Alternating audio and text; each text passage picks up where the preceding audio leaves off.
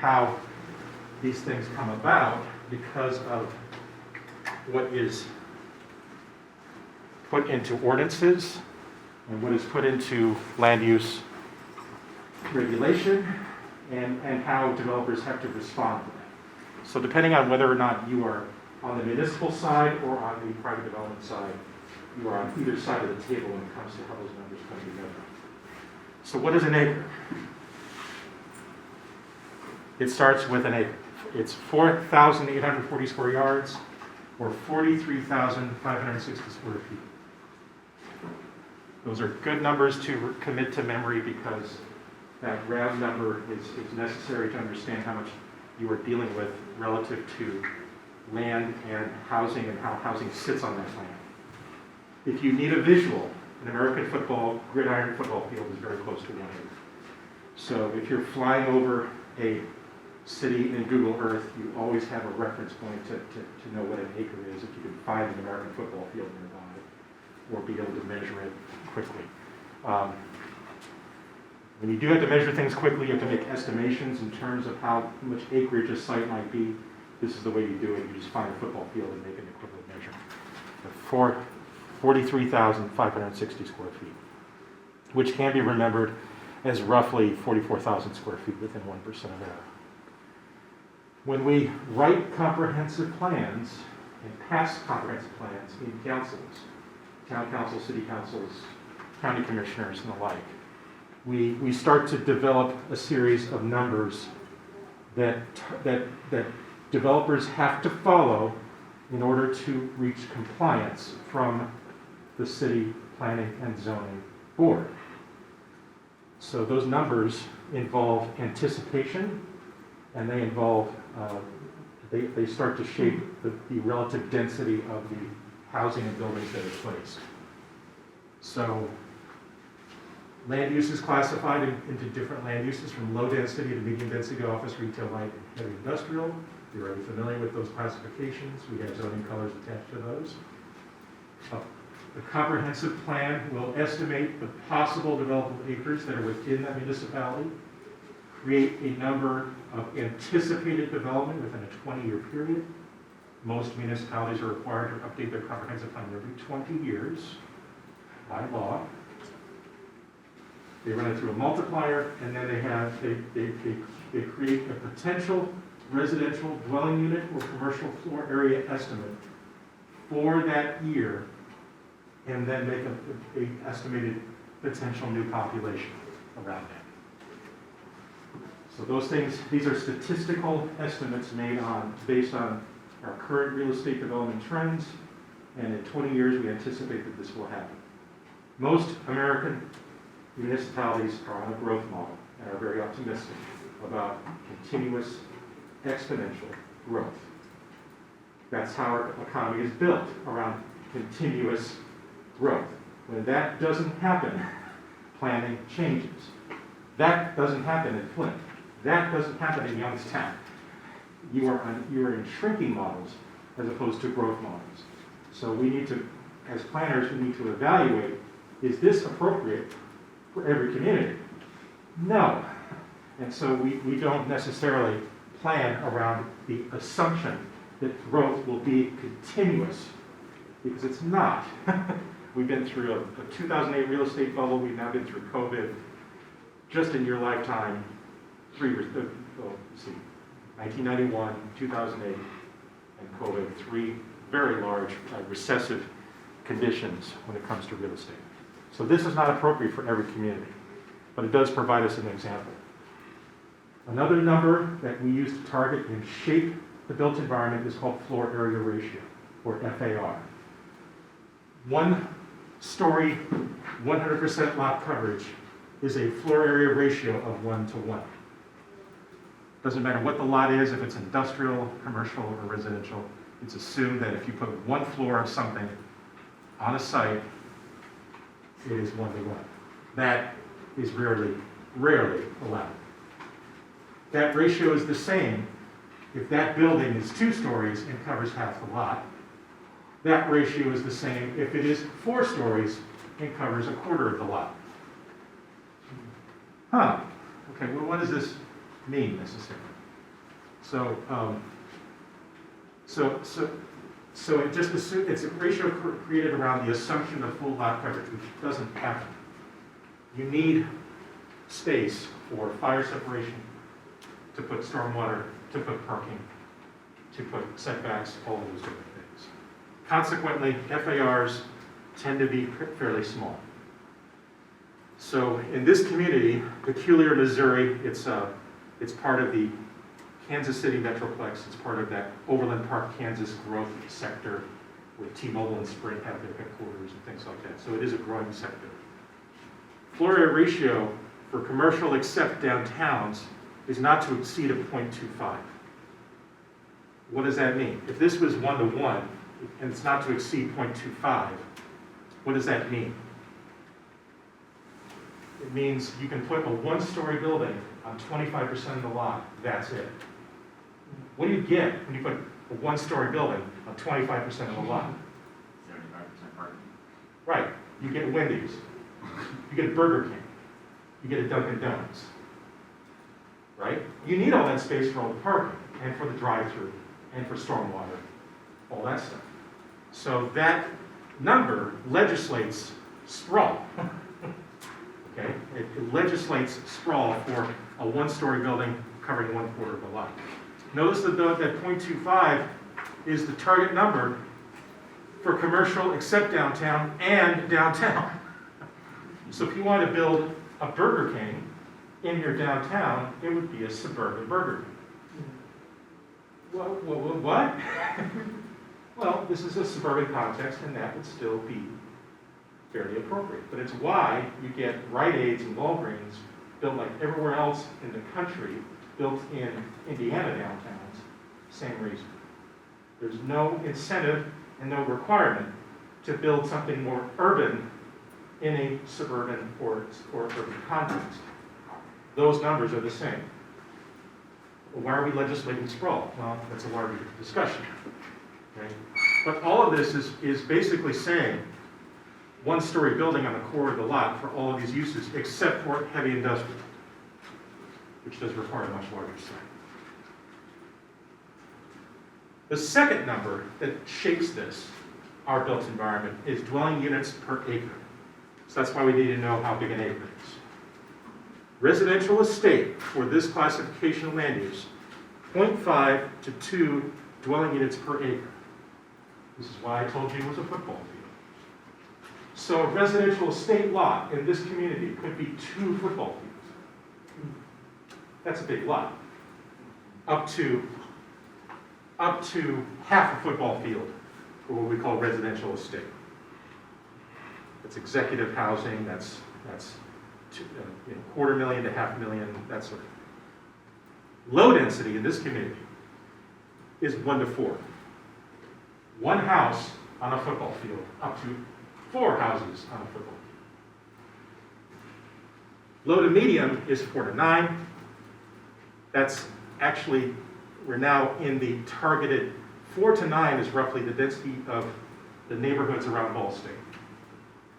Because many of them are multifamily, right? Student housing. My neighborhood is about 8 or 9 density units per acre. What they are calling medium to high density. Medium to high density, 9 to 15 density units per acre. At 15, you are just getting into townhomes, attached housing. So this is a suburban context, planning for suburbia, expecting suburbia, based on those numbers. Compared to the rest of the world that lives considerably much denser. Considerably much denser. But our traditional central city, Muncie neighborhoods are approximately 4 to 6. So 4 houses per football field, yeah. So if you take like the West Central area or something of Muncie, Yeah.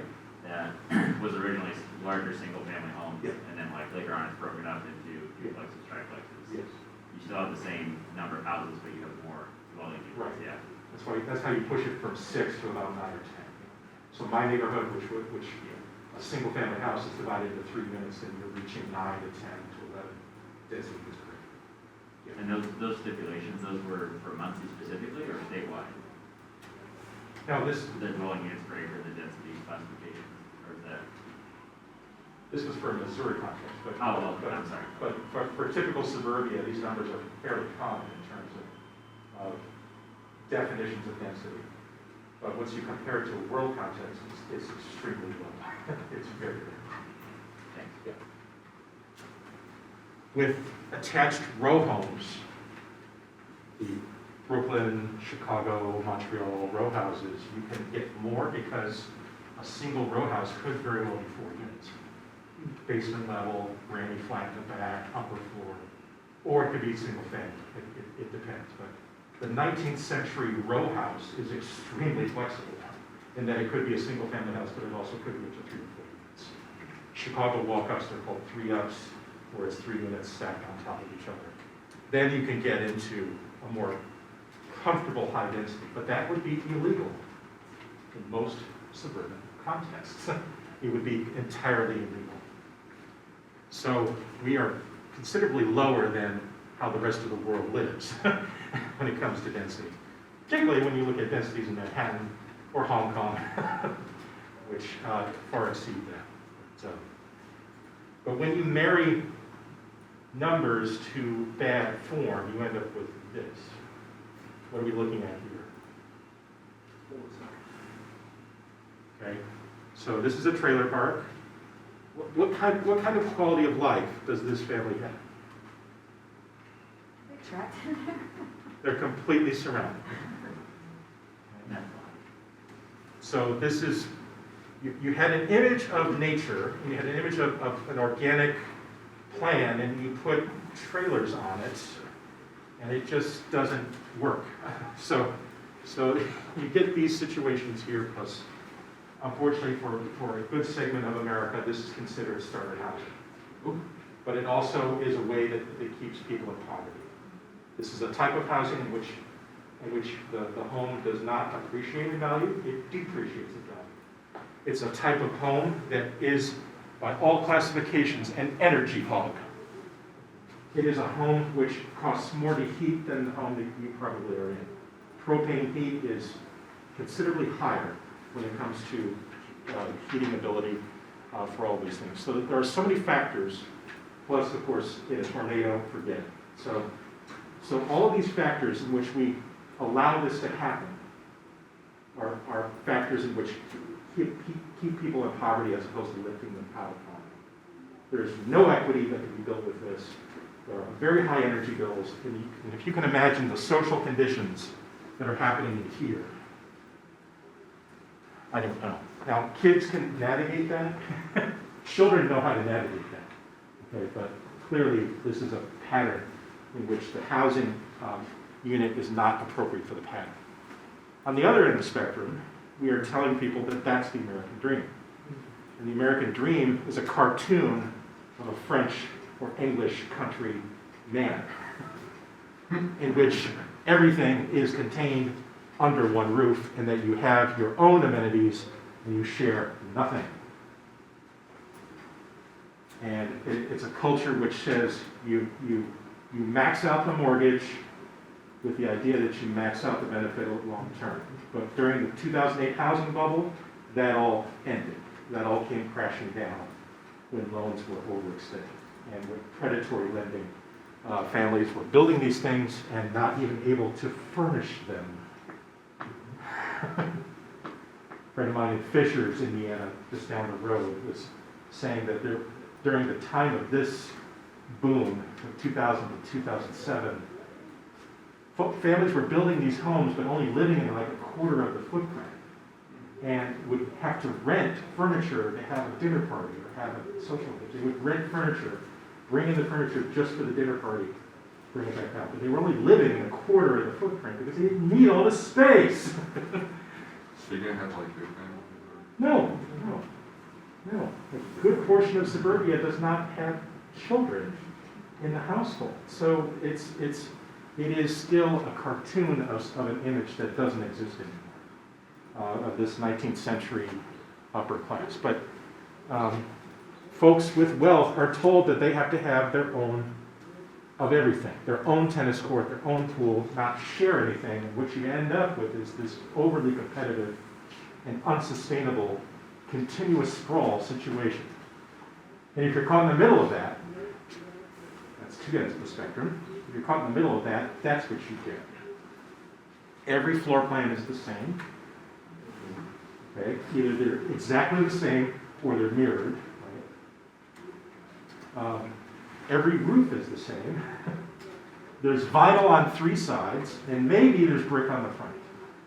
Because the brick is like the television set, right? It's projecting a image of normality.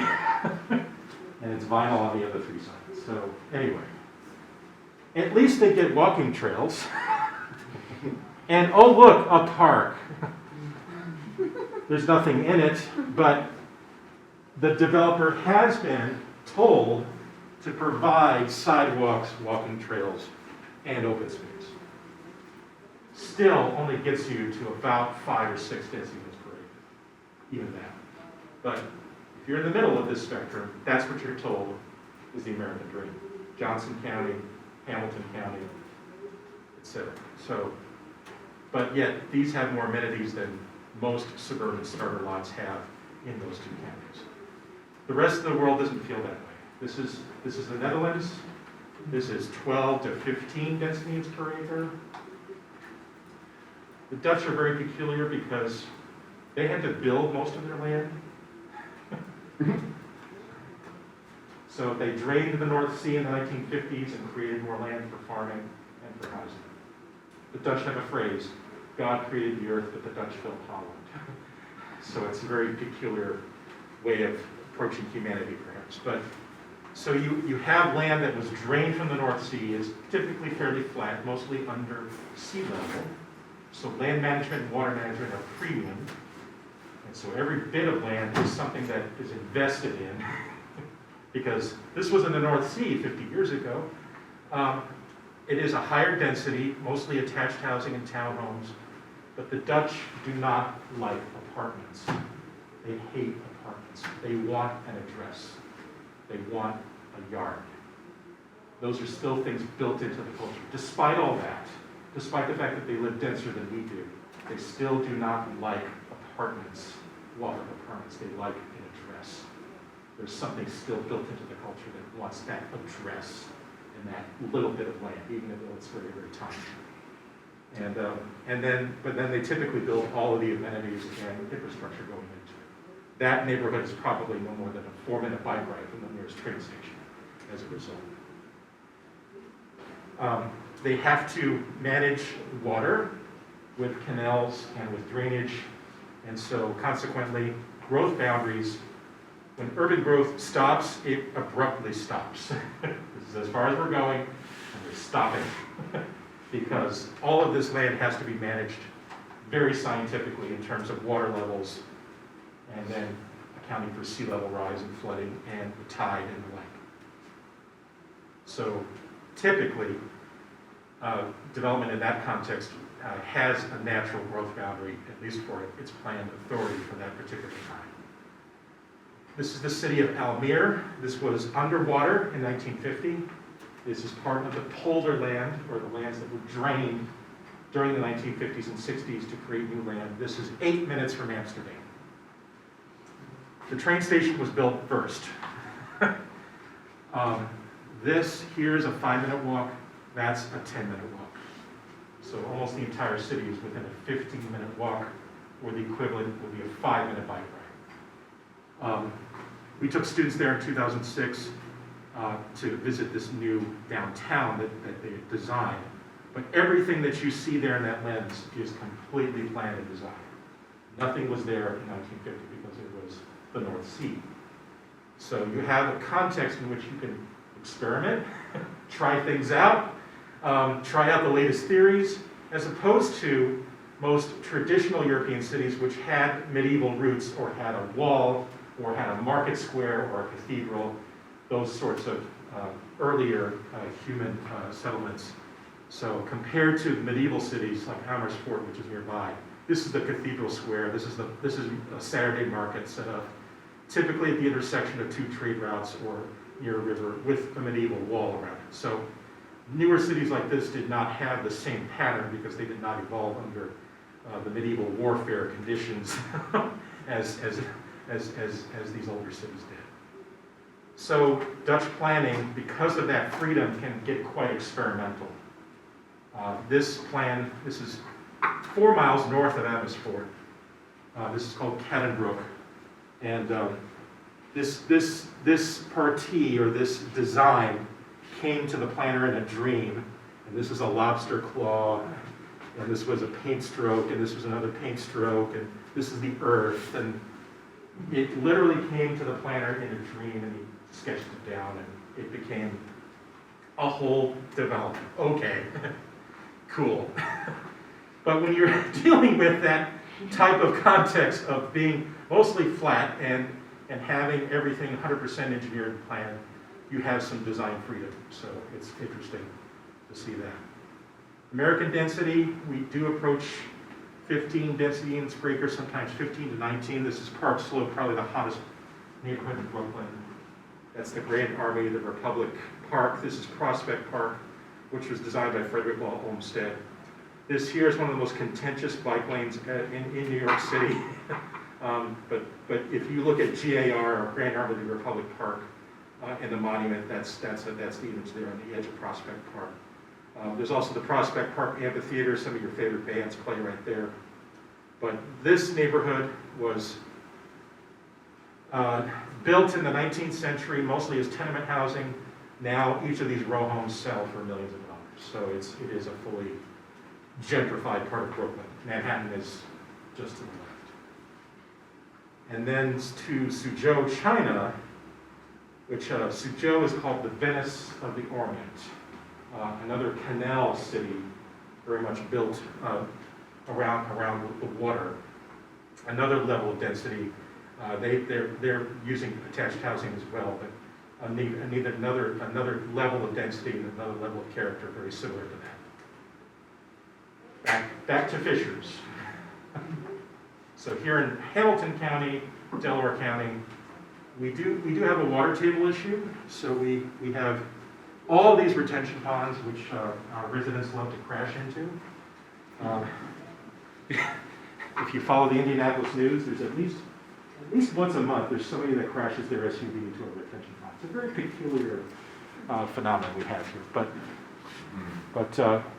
But again, back to 4 to 6 density units per acre, with potentially water access. It is a very, very different real estate market. And if you just fly over different world cities in Google Earth, it's a wonderful textbook in terms of how different people develop across the earth and how different those patterns are.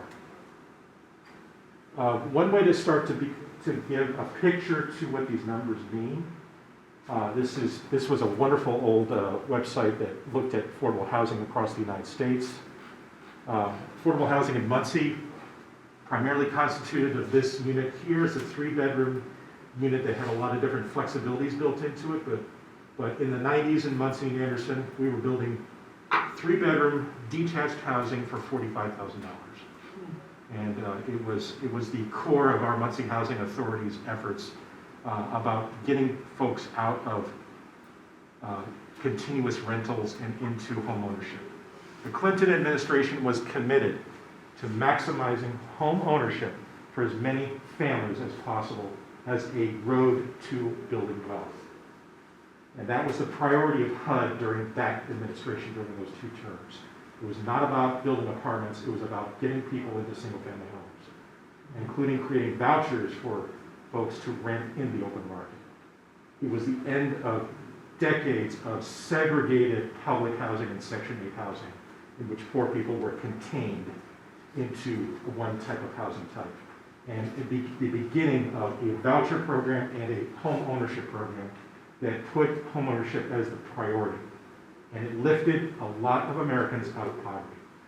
Muncie developed this prototype here at the college and then built several of them in Muncie and Anderson and helped that transition. So this is our local version of what that policy means.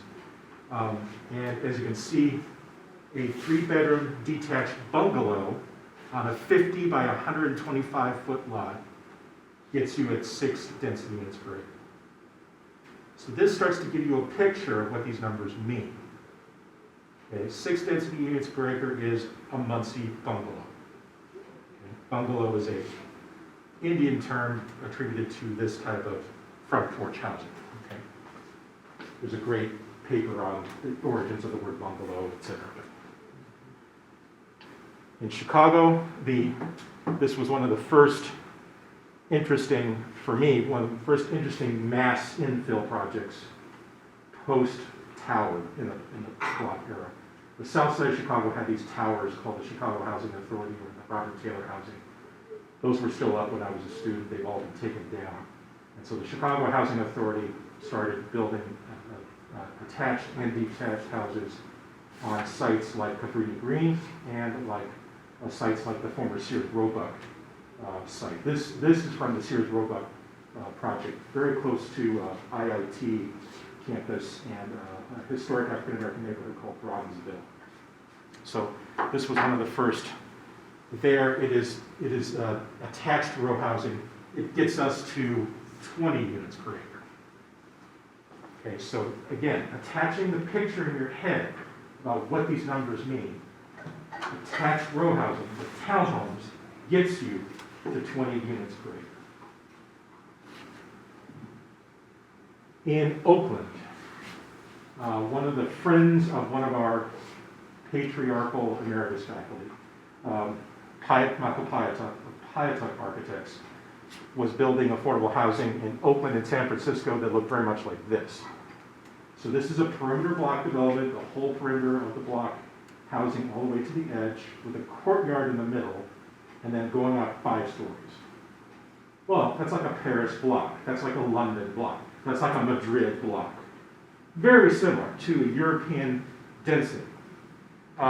In that block, though, the architecture is pushed and articulated with lots of corners and lots of edges and lots of things. And it is contained with different types of units. There are studio apartments. There are 1-bedroom. There are 2-bedroom. There are 3-bedroom. There are even 4 bedrooms. And they're stacked together basically like a big Tetris puzzle. And then skinned with this American craftsman style paint and trim and details. Local artists are brought in to do murals and mosaics. The whole community is engaged in the project. And it is what arguably is called defensible space. There's one way in, there's one way out. And there are eyes on the street, according to Jane Jacobs. There's surveillance from all the residents watching and observing the courtyard and the street. So kids can play safely, knowing that that is defensible space. There's one way in and one way out. So all those factors are designed into it. So he is reaching 66 density units per acre with what I call Parisian style perimeter block density. He's achieving affordability because during the Clinton administration, there could be a mix of market rate rental and Section 8 or voucher-based rentals. So instead of segregating poor people, people can live anywhere. So you build more of this, and you have a mix of market and subsidized housing, living together, not apart. This started to change things in the Bay Area as a result. So you can have a voucher-based person here, and you can have a market rate person on the top floor in the penthouse. And they subsidize each other. Okay? So the developer's happy, the neighborhood's happy, all right, there's a win-win-win-win-win. So that mixture of mixing incomes and mixing rental rates, or having a sliding scale rental rate, which is the case in many cases now, where your rent is based on your income, stops the segregation of poor people in housing. So look up Michael Pyatuk, Pyatuk Architects out of Oakland. He is the classmate of Tony Costello, who was the founder of our community-based projects program in Emeritus faculty. Very consequential class of people from the Pratt class in 1966, a Brooklyn-based school that graduated a series of architects and planners that had a high social consciousness during the later part of the 1960s. So Costello was instrumental in the Muncie Housing Authority affordability. His classmate, Michael Pyatt, was doing this. So very interesting that you can trace a lot of affordable housing to one graduating class from one school in Brooklyn in the late 60s. Anyway, bring it back home. Topeka is a small town south of Mishawaka. We're in north central Indiana now. Population 300, 4 languages spoken on the ground. But Indiana is more diverse than we think. What are the four languages? Hoosier English, Amish Deutsch. So Amish Deutsch is based on Swiss Deutsch or Alemannisch Deutsch. They read High German, but they don't speak High German. So if I were to speak Berlin German, they're like, what? But it is a different dialect, but it's a southern Germany, Switzerland dialect called Alemannisch, which then evolved when the Amish came here. The language evolved and more words were added and taken away, etc. So that's the second language. Mexican Spanish, Guatemalan or Latin Spanish, okay. And there is even an Arabic population in this town, working for StarCraft and Ford Motor Company. So that's 5 languages spoken in a population of 300. So the existing town is in the middle. We did the same projection as I showed you before, projected growth rate over a 20-year period. We're going to add this many jobs, which translates to this many households, which translates to this much land, which translates into this many houses. A faculty member calculated that on the back of a card. He handed it to me and said, you have 60 minutes to draw the site plan. It took me 90 minutes. I love telling this stuff. He gave me 60 minutes, but it took me 90. So there's a park within a 5-minute walking radius or a boulevard, either a park or boulevard within a 5-minute walking radius of every house. We did 3 levels of density, and when you reach 1,000 households, you can support an elementary school. That was our target. We want to support a new elementary school, so we wanted 1,000 houses. So the existing school is here, and then the new elementary school is just down the street. Or you do a new middle school or whatever. I mean, I worked in schools for a little bit as an architect, and so there's different hybrids of how you do things. You create a lower elementary school, and you build a new upper elementary school, and then you create a big middle school, and then you renovate the high school. Anyway, different things. But in a growth sector, those are some of the things that we can do in terms of school planning. So just drawn with pen and markers, but that is back to 4, so that's the typical small lot, single family detached residential. Then we did some 6, so narrow lot, single family detached residential. So again, put in your image, what does 4 look like? That's your standard suburban lot, right? Okay. 6 looks like traditional historic Muncie neighborhood narrow lot, bungalows, okay? Some 1 and some 2-story. And then finally, some potentially ultra narrow lots or attached housing, townhomes. So attached row houses. And then you still have the cattle barns.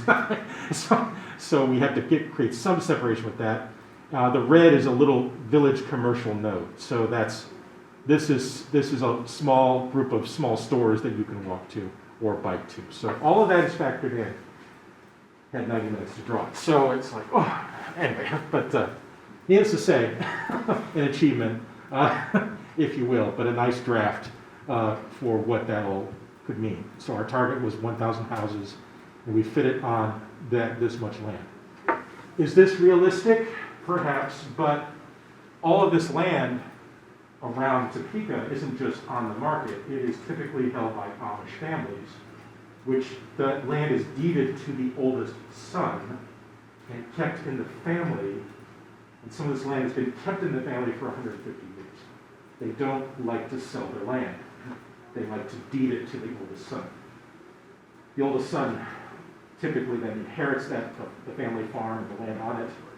The other sons have to go get a job, and so they work in manufactured housing, they work in construction, and so that's why you see vans of Amish people running around northern Indiana going to work, because the eldest son gets the land, but the second and third, fourth sons, they have to get a job. So that's part of the social dynamic of that. But consequently, land is not available like it is in other contexts. Land is typically held in the family. So this plan is not terribly achievable under those conditions. Urban Land Institute has some wonderful books downstairs. They come out every quarter, or they used to come out every month, but they're built around a theme. So these all have great examples of illustrated plans. These are the land use colors. So we've got townhomes and residential with stores or restaurants on this walkable street. The city hall integrated into a train station. This is probably a BART line. This I believe is in the Bay Area. Integrated big box retail into the pedestrian environment rather than set back. So there is the beginning in the 1990s and 2000s of starting to build town centers around walkability and around a mix of uses as opposed to separated land uses. So those examples are well documented. This is another light rail transit, probably Central Valley, Richmond, California, with commutability to the Bay Area. This is the infamous drop-off loop. Every transit station needs what we call a kiss and ride, which sounds like something else, but sounds like something. But this is where the car comes in, drops off one person, and then they loop back out. So it's for the drop-off type of commuting. Every DC Metro stop in the suburbs has a similar loop, where you have this line of cars in the morning dropping off people, and a line of cars in the afternoon picking up. So we call that the kiss and drop-off loop. It's also where taxis and Ubers would also pick up folks coming off of that transit line. But dense townhomes right next to the stop, and shopping and restaurants and things of that, as well as community uses or civic uses, and structured parking. So right next to that loop, you're feeding off of the collector road. This is an overpass here. You're able to bring in cars into the structure, and then they walk down into the station in the morning and leave at night. Top plan charrettes from 2001. This is what Indy looked like in 2000. We had the RCA Dome, which we know is the Hoosier Dome. That's where the Colts played from 1984 until its implosion, and then the convention center took over the site. Land for Lucas Oil was already starting to become a premium, and folks in here were like, how much can I get for my land? So speculation was already happening at this point in terms of how much land Lucas Oil was going to be used up. Historic industrial buildings here along the river, the GM stamping plant, Diamond Chain, and others. A lot of these were abandoned at the time. Shapiro's Delicatessen, the finest deli in Indianapolis, is right there.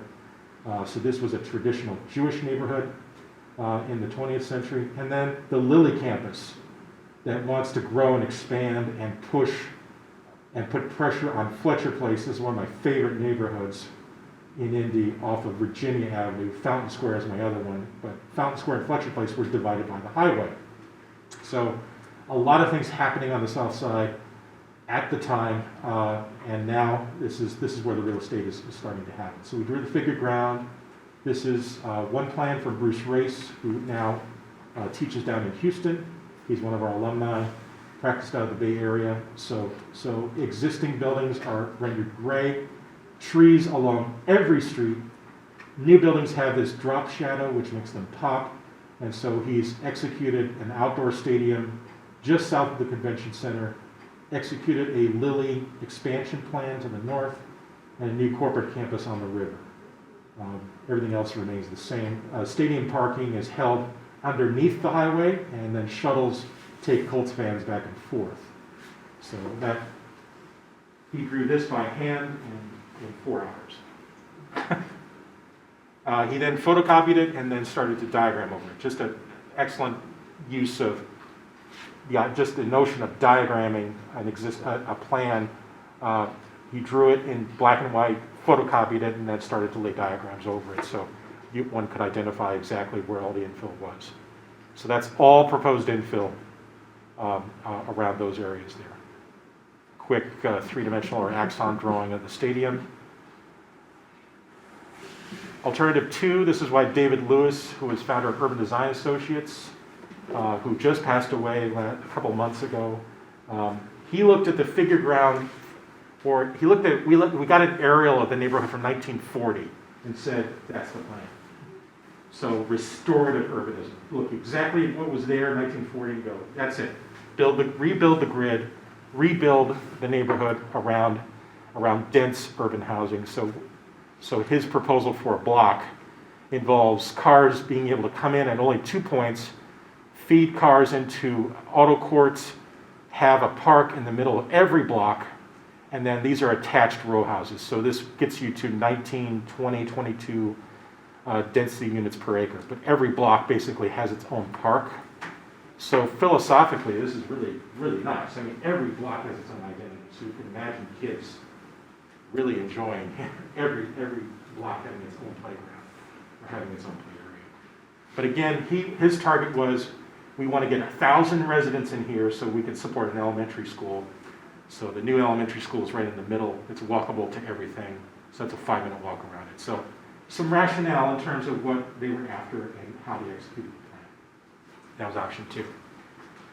Option 3, this was Professor Egink, myself, and Tom Gallagher. Tom Gallagher is the leader of the urban planning studio at Ratio Architects. Has been there for almost 20 years now. So I started at the river, Tom started on that side, and Hari was in the middle, and we met in the middle. So we started drawing at breakfast, and we were finished by dinner. So a very different plan, but there are things that we wanted to explore. One is the daylighting of Pogues Run. Pogues Run is a stream that runs underneath the grid of Indianapolis, like right about through here, and then empties into the White River. So that's been the dream of many and many landscape architects who daylight Pogues Run as a natural stream bed. My dream, because as a football fan, I'm like, I want a riverfront stadium. Ooh. Riverfront stadium. That was like, yeah. And because we knew Lucas Oil was coming, but we're like, instead of a real estate fight, let's just put it on the river and create some riverfront amenities that would connect into White River State Park, Victory Field, and the trail, because the state park is just north of Victory Field. So we would have a riverfront promenade that would go underneath the railroad viaduct, and then would connect everything together with the stadium as part of that. So that's my sketch for a outdoor Lucas Oil Indianapolis Colts versus Chicago Bears opening day with a riverfront promenade, amphitheater. TM stamping plant is just across the river. So all of this gets connected. Diamond Chain is a historic industrial plant that is currently threatened. So it's considered one of the most endangered buildings in Indiana as a historic industrial building. But not to be. Another project we did in Albany, New York, that's me 14 years ago. Albany is one of the oldest cities in the United States. The Hudson Valley is gorgeous and beautiful. I do recommend checking it out. But is facing sprawl issues, and so this is a situation where folks were really trying to preserve the rural character. These were historic farms and rolling hills, and then the beginning of the Hudson Valley, and some floodable situations as well. This creek floods quite often, and so a lot of different things that they were trying to think about with this plot of land here, because they were told that a new tech campus was coming in just to the east of it, and it didn't happen. But that was what they were planning for. They wanted, in New York terms, a new hamlet. What is a hamlet? Well, it's the Prince of Denmark. A hamlet in New York planning terms is a new mixed-use village. Mixture of shopping and housing and office. So that's a hamlet in New York terms. So we created some precedents. We put together a catalog of precedents and development standards just from photographs that we had. So take photographs wherever you go. You never know when you're going to use them. They become part of your plans later on. So that gave something for the folks to respond to. I had examples from Holland and Italy that we could share with them. Because density is not something that is common to a lot of folks' minds. And we even use stuff from Carmel just to show how more traditional looking density, and then compared it with Fulton Market in Manhattan and others, Burlington, Vermont, another great city. So we're even showing examples from Indiana with these New Yorkers, and it was very interesting to have that conversation come together. But there were 5 teams, firms from all over Albany, landscape architecture, architecture firms came for this 3-day workshop, and we developed 3 scenarios. And then I was asked to draw everything so it would look consistent. So it starts with this grocery store at the bottom, and then adds mostly tech, a tech campus, if you will, with some dense urban housing. So that's how those started to come about. We've got flooding issues, we've got stormwater retention, we've got lots of different things going on. Parking, this is a driving part of New York, so everything's about parking. Oh. Every conversation's about parking. So we then diagrammed over it, just so we could see all the options. I did aerial views of each one, and then I did some street level stuff as well. But it didn't get to this level of density at all, but I did some street level stuff as well, just to show how you could integrate parking into different levels of stuff. This is actually what they did in Carmel at their new city center. They have parking deck, and then they put commercial above it. Trying to channel some of the older English style of housing and buildings from older parts of New York, and put it all together with bike lanes and complete streets. So, some of the finest Italian restaurants. I mean, they're great Italian restaurants in Albany. And that was my grand village center, if you will. That was the vision we were after there. It didn't. What? Did that drawn by hand or like? This is exactly this is pen on the front and marker on the back. This is exactly how we done it. Same style of drawing. Canson paper, markers, the same methods. Okay. That may be the same stuff. Those are mine. You can do it. You can do it. I believe in you. Okay. All right. So this is what they ended up with. The tech campus never happened. It never came through. So this is what ended up. This is as far as they got. They added a second grocery store. Massage Envy. That's interesting. And they did end up with some denser housing, however. So that did come about. So this is the apartment housing, 3 levels with garages, integrated garages. So that's what ended up there. Another one, Gretna, Nebraska, another part of the growth sector of Omaha. This is the south side of Omaha, between Omaha and Lincoln. This was an abandoned, decrepit, less than 20% occupied outlet mall. You'll be telling your kids about outlet malls. In the 80s, we had outlet malls where you could get name brand goods for marked down prices. Yeah, that's a relic from the 20th century we'll never see again. But anyway, just off of a highway exit, this thing never achieved more than 20% occupancy. So it was destined for closure. So we did one alternative that had this as a what I call a new business park or a startup park. So 1-story, 2-story commercial / industrial for startup. So tech. I mean, think about it. Some of the great firms of our businesses of our world were started in garages. Microsoft, Apple, they all started in a garage. So this flexible industrial and commercial stuff facilitates that type of startup culture.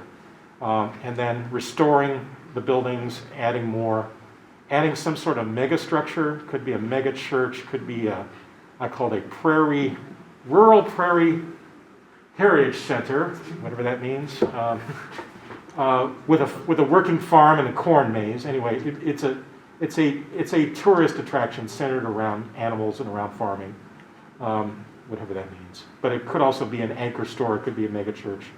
So that was one alternative. The second alternative was to throw money at it and make it a larger lifestyle center. So this is very similar to Exit 10 in Noblesville. The idea of a mixed-use town center with anchor retail. So these are 3 big box stores that anchor the development, and then you've got a walkable environment with housing above in the middle. So that was alternative 2. These drawings take me 4 to 6 hours to make. So, and then Interstate on the bottom? sorry. Is that interstate across the Yes, bottom? yeah. So this is the interstate between Omaha and Lincoln, halfway between the 2 cities. So interesting part of the country because you have folks who are employed in either Omaha or Lincoln. They want to live in the middle because one spouse might go to Lincoln and one spouse might go to Omaha. So there is a demand for housing in this part of the Metroplex. The idea that folks might be commuting both directions, so or be going back and forth between the 2 cities because Omaha and Lincoln are both pretty big cities, and so there's folks who are going back and forth all the time. This is what they built. So instead of using what was there, they did the opposite. They destroyed everything that was there and built this thing. This is a outdoor mall prototype that you can find around the country. Yeah. Anyway. But this is the prairie, so there are no trees. So they built trees. There's a built tree. But because no trees grow here, so elsewhere, those would be trees. But anyway. But parking is on the outside, and then you walk into these alleys, and there's shopping on both sides. So it is like an exterior street. It's kind of cool, but these are all steel frame buildings. And this was Christmas 2013. But that's what they went with. Other examples, DTJ Design is a great multidisciplinary firm out of Denver. We have a lot of alumni there. So a lot of drawing there. Every tree, every roof. Smith Group, great firm. Their campus planning division is in Ann Arbor. So do check them out if you want to work on campus planning in your future. This was their IUPY plan for IUPY, and their Ball State plan. So they did the campus plan for Ball State in 2015, and they are updating it this year. So they've already executed much of what they planned here, the new South Quad, a new residential neighborhood on the north side. So a lot of things are already happening, and they're already updating it. So that's their illustration style. Goody Clancy, a great Boston firm. This is, Columbus, Ohio. This is Dublin, Ohio. Dublin is one of the biggest suburbs in Columbus Metroplex, which had no downtown. So they're like, we don't have a downtown. Can we have one? Sure. So this is the 270 loop on the north side of Columbus. And they decided to knit together a lot of different real estate and create a new town center. So that's a lot of investment. Wow. So to give you scale representative, this block is the size of the Village Promenade, just to give you a scale representation. So parking with perimeter block development around it, retail on the bottom. Notice how they work with all the land uses. You get this red stripe here, which represents retail on the bottom floor. And you get the brown represents multifamily housing above. So that's how they represent the different land uses with the color scheme. This is hand-drawn on a computer, so on a computer tablet. So it's drawn in Photoshop with a computer tablet with a smart pen. And so it has a hand-drawn look, but it's completely drawn in Photoshop. That's another method in which you marry hand-drawing and Photoshop together. And then, of course, it's rendered in Photoshop with all the different land uses. So industrial is purple, housing is yellow and brown, retail is red. A commercial office, I'm not sure. not seen much of it. And then existing buildings that were already on the site are gray. And what that does is it creates a color pop so that we can understand in our mind what is existing and what is proposed. Because they were knitting together a lot of vacant land around existing buildings to knit this town center together. But you can imagine a very, very invested set of drawings. Sprawl Repair Manual is a great book downstairs. Do check it out. There's a great website with it called sprawlrepair.com. It shows how phased development can take malls and big box retail and show phased repair of sprawl over time. So it's a nice little book and a great website, so do check that out. The Sprawl Repair Manual. Good, big sort of corner of the Congress for New Urbanism's philosophy on repairing sprawl into more walkable environments. 16 Tech, this is very close to north of the IUPUI campus. Air St. Gross is the New York firm that did the plan. So this is under execution now. This is under construction, a good portion of it. So an extension, if you will, of the IUPUI campus north of the river. The historic pumping station next to the White River, that's the source of water for Indy, as well as portions of the Ransom Place neighborhood, historic African-American neighborhood. So 16 Tech is a innovation district, primarily high-tech and biotech firms and workplaces in that portion there. Urban Design Associates, I mentioned David Lewis, the founder of Urban Design Associates, one of the first firms to do the charrette process with communities. They have an illustrative method that they use for their site plans, and the example that they have in their book is from Fort Lewis. Military housing is another wonderful avenue if you're interested in developing military housing. It's another subgenre of planning that's really fascinating, and I encourage you to look at it. My father is retired Air Force, so growing up I visited a lot of military bases and got to know some of these environments. Really fascinating thing, because even though most of it, as you can see, is attached housing. So you can tell from the sidewalks and the driveways and the garages that this is attached housing. So even though you might have an officer of a high rank, they're still living in a duplex or a triplex. So closest example would be the Fort Benjamin Harrison site down here in Lawrence. You can take a look at some of the historic officers' housing there, which is now, that's a whole new corporate campus as well. But so military housing, another fascinating aspect of planning. You can see planning for playgrounds, open space, and probably an elementary school that's walkable to all of that. So really, really important sector of our Department of Defense offerings is offering good, affordable housing for our military families. So the plan looks very much like this. You sketch out the blocks with the guidelines. Looks something like that. You sketch it out with pencil, parallel glider or T-square. Establish the tree guidelines with a circle template. And then on trace paper, we outline the trees,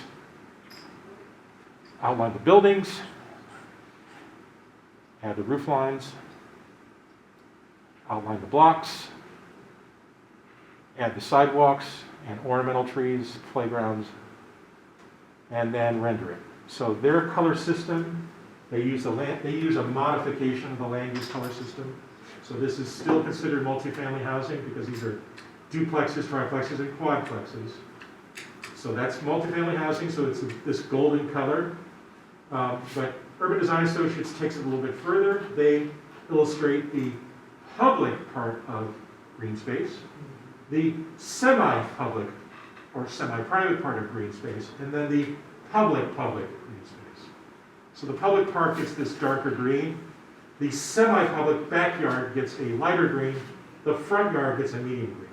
So they are illustrating zones of public with their green space as well.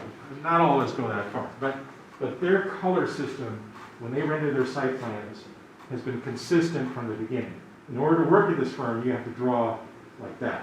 You have to follow their color system. You have to follow their steps. It's part of their employment manual that all their plans look this way. And many firms are like that. They'll have a system by which their site plans are readable to each other. So that creates consistency across the whole firm's offerings. But that is how a hand-drawn plan looks like from this firm. And you can see there are cast shadows. So the sun goes from east to west along a southern boundary. And so the sun is casting shadows in a certain direction, creates an illusion of depth or an illusion of three-dimensionality.